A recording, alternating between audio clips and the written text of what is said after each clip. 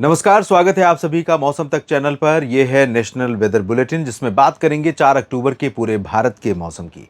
दोस्तों, cyclonic storm जो शक्ति नाम है अरब सागर में है, और अरब सागर में ये पश्चिमी उत्तर पश्चिमी दिशा में अभी बढ़ रहा है।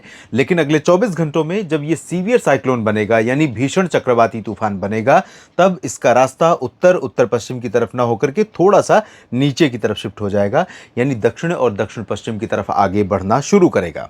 इसका कुछ प्रभाव भारत के ऊपर गुजरात और राजस्थान और कुछ महाराष्ट्र के ऊपर तथा मध्य प्रदेश के पश्चिमी भागों पर दिखाई पड़ रहा है। डिप्रेशन आगे बढ़ते हुए उत्तरी छत्तीसगढ़ और एडजॉइनिंग झारखंड के ऊपर पहुंचा है। ये सिस्टम कमज़ोर हो रहा है, और ये कमज़ोर होते हुए झारखंड की तरफ आगे मूव कर रहा है। इन दोनों मौसमी सिस्टमों के कारण भारत के कई राज्यों पर बहुत भयंकर बादल इस समय बन रहे हैं, और कई जगहों पर बरसात की संभावनाएं बन रही हैं। और इस बीच 4 अक्टूबर को एक नया पश्चिमी विक्षोभ, जो इस सीज़न का पहला एक्टिव वेस्टर्न डिस्टर्बेंस होगा, वो उत्तर भारत के पहाड़ों की तरफ पहुंचने वाला है, जिसके प्रभाव से पर्वतीय राज्यों और मैदानी भागों पर मौसम बदलेगा। बीते 24 घंटों में कई जगहों पर भारी बारिश हुई है। पूरे भारत में जो अब तक 3 अक्टूबर तक 1, 2 और 3 अक्टूबर तक बरसात रिकॉर्ड की गई है, वो तकरीबन 87% सरप्लस है, यानी तकरीबन डबल बरसात हुई है जितनी होती है। इस समय बरसात होना निश्चित तौर पर खेती के लिए अच्छा नहीं है, क्योंकि किसानों की मुश्किलें बहुत बढ़ जाती हैं। खेती के तबाह होने की आशंका ऐसे मौसमी सिस्टमों से रहती है। फिलहाल इन परिस्थितियों में अगले 24 घंटों में झारखंड, उत्तर प्रदेश, अभी जो स्थिति है आप देख सकते हैं, उत्तरी छत्तीसगढ़ और एडजॉइनिंग जो नॉर्थ ईस्ट एमपी है, ईस्ट उत्तर प्रदेश का रीजन है, और बिहार तथा झारखंड के क्षेत्र हैं, इन भागों पर बेहद घने बादल बने हुए हैं। और इन घने बादलों के प्रभाव से तमाम जगहों पर भारी वर्षा आज रात में भी हो सकती है। और कल यानी 4 अक्टूबर को शनिवार के दिन भी भारत के कई राज्यों पर इन सिस्टमों का प्रभाव दिखाई पड़ने वाला है। काफ़ी बादल नजर आने वाले हैं।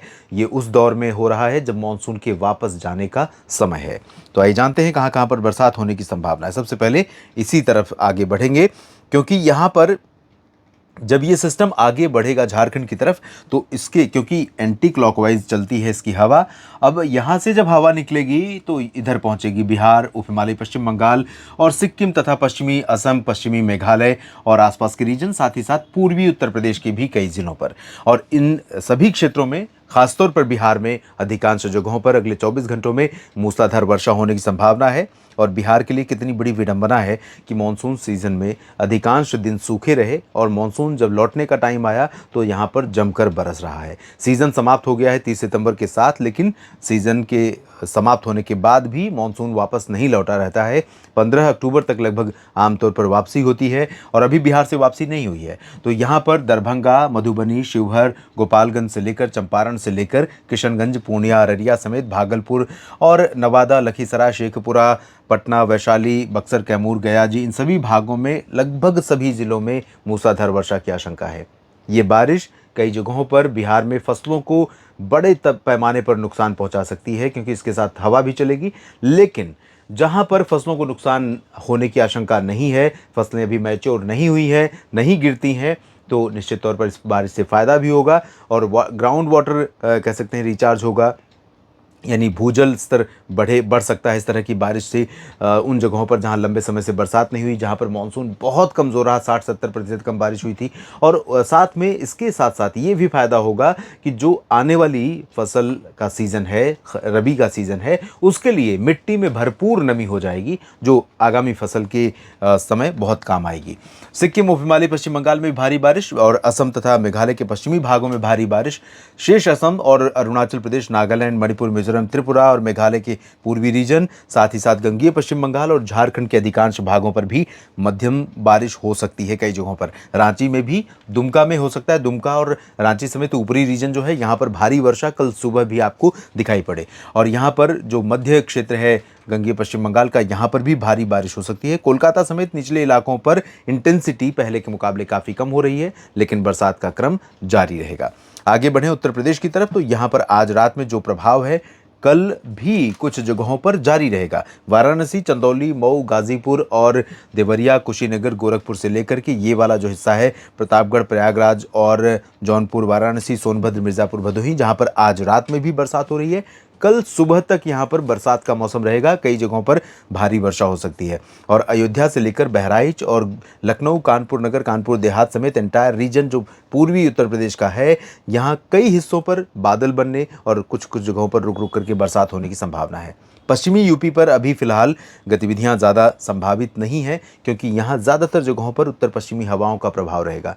जब साइक्लोन आगे बढ़ रहा है तो उसकी एनर्जी जो उत्तर में आ रही थी वो पीछे खिसक रही है, लेकिन गुजरात के रास्ते राजस्थान तक उसका प्रभाव बना हुआ है और ये सिस्टम अपने आप में एनर्जी समेट रहा है, इसलिए ज़्यादा प्रभाव फिलहाल यहाँ नहीं दिखाई देगा। मुख्यतः दिल्ली, दक्षिणी हरियाणा और पश्चिमी उत्तर प्रदेश, इन भागों पर ज़्यादातर जगहों पर ड्राई वेदर रहेगा। छिटपुट बादल बन सकते हैं झांसी, ललितपुर से लेकर बरेली और गाजियाबाद, बागपत, बुलंदशहर और दिल्ली एनसीआर के रीजन में, साथ ही साथ उत्तराखंड के दक्षिणी भागों पर भी छिटपुट बादल बन सकते हैं। हरियाणा, पंजाब और राजस्थान के उत्तर पश्चिमी क्षेत्रों में चूरू, श्रीगंगानगर, हनुमानगढ़, यहाँ पर नए सिरे से बादल आने शुरू होंगे। WD और सर्कुलेशन का प्रभाव रहेगा, कुछ जगहों पर बरसात शुरू हो जाएगी।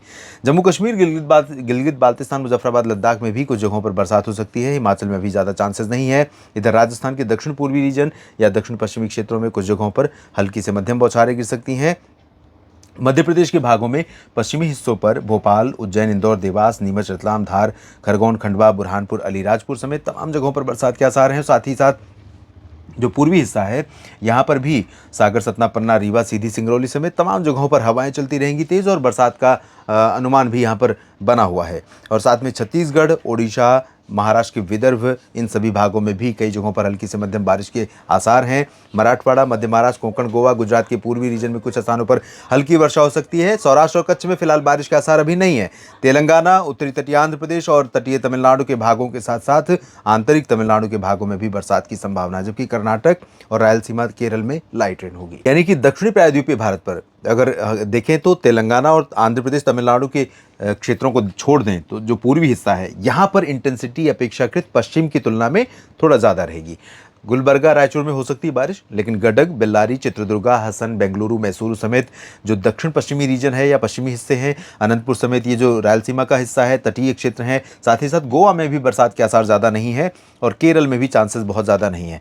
तमिलनाडु में आंतरिक हिस्सों में और हसन, बेंगलुरु, मैसूरू और ये वाला जो हिस्सा है यहाँ पर कुछ हिस्सों में हल्की वर्षा के साथ कहीं पर मध्यम बौछारें गिर सकती हैं। तो कुल मिलाकर के भारत के कई हिस्सों में बरसात हो रही है और होने की आशंका बनी हुई है। अगले 24 घंटों के बाद भी यानी 5 अक्टूबर के दिन भी देश में कई जगहों पर भारी वर्षा हो सकती है। इस नेशनल वेदर बुलेटिन में अभी के लिए इतना ही। आप मेरे साथ बने रहिए मौसम तक और न्यूज़ मीडिया मंच यूट्यूब चैनल, मौसम तक फेसबुक पेज पर। ये जानकारियां ठीक लगें तो वीडियो को लाइक और शेयर करना ना भूलें। कमेंट सेक्शन में अपनी बात लिखिएगा और इस चैनल को सब्सक्राइब कर लीजिए। बेल आइकन पर क्लिक करेंगे तो हर वीडियो का नोटिफिकेशन आपके फ़ोन तक पहुंचेगा। और साथ ही फेसबुक पेज मौसम तक देवेंद्र त्रिपाठी पर भी आप मेरे साथ जुड़ सकते हैं, पेज को फॉलो और लाइक करके। सभी किसान साथियों का, सभी मित्रों का ये वीडियो देखने के लिए बहुत बहुत शुक्रिया।